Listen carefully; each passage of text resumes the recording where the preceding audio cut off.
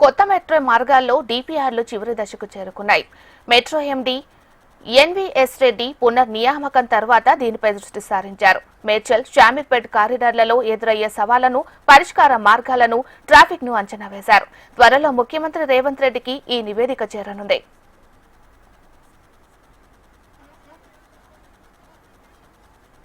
Hyderabad metro రెండవ దశలో సరికొత్త సాంకేతిక ఆవిష్కరణకు శ్రీకారం చుట్టబోతుందని రాష్ట్ర ప్రభుత్వం ప్రకటించింది.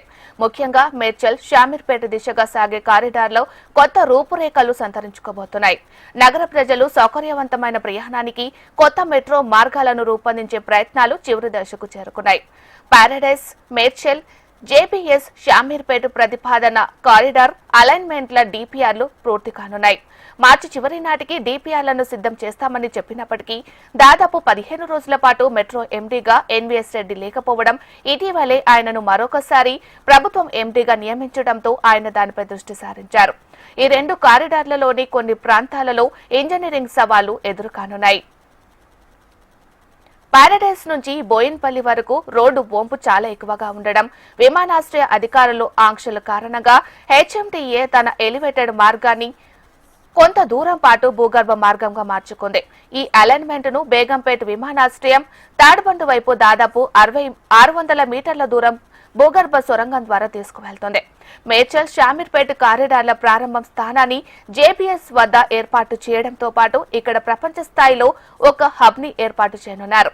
ఈ కారిడార్లు కొంత దూరం వెళ్లిన తర్వాత వాటిని విడదీసి 2 మెట్రో కారిడార్లుగా రూపొందించడం వంటి అంశాలను డీపీఆర్లో పొందుపరచనున్నట్లు తెలుస్తోంది.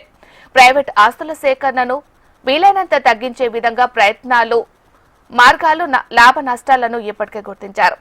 అలైన్మెంట్ వీలైనన్ని ఎక్కువ నివాస కాలనీలకు, వాణిజ్య, వ్యాపార కేంద్రాలకు ప్రయోజనకరంగా ఉండేలా డిజైన్ చేశారు. మేడ్చల్ షామీర్పేట నుంచి ఎయిర్పోర్ట్ కి లింక్ అయ్యే విధంగా ఈ కారిడార్ డిజైన్ చేస్తున్నారు. మేడ్చల్, జేబీఎస్, ఎంజీబీఎస్, చంద్రాయన్గుట్ట విమానాశ్రయ లింక్ ఏర్పడడం వల్ల దాదాపు 60 కిలోమీటర్ల సుదీర్ఘ మెట్రో కారిడార్ ఏర్పాటు సాధ్యమవుతుందన్నారు metro MD NVS Reddy. JBS Shamirpet metro alignment విషయానికొస్తే సికింద్రాబాద్ క్లబ్ సమీపంలో ఉన్న ప్రస్తుత మొదటి మెట్రో పిల్లర్ నుంచి డబుల్ ఎలివేటెడ్ స్ట్రక్చర్ గా కరీంనగర్ హైవేపై హెచ్ఎండీఏ నిర్మించబోయే ఎలివేటెడ్ కారిడార్ పై నేరుగా పొడిగించనున్నారు. జేబీఎస్ పరిసరాల్లో రాష్ట్ర ప్రభుత్వానికి రక్షణ శాఖకు చెందిన సుమారు 30 ఎకరాల భూమిని సమీకరించనున్నారు. వీటన్నిటికీ సంబంధించిన డీపీఆర్లు దాదాపుగా చివరి దశకు చేరుకున్నాయి.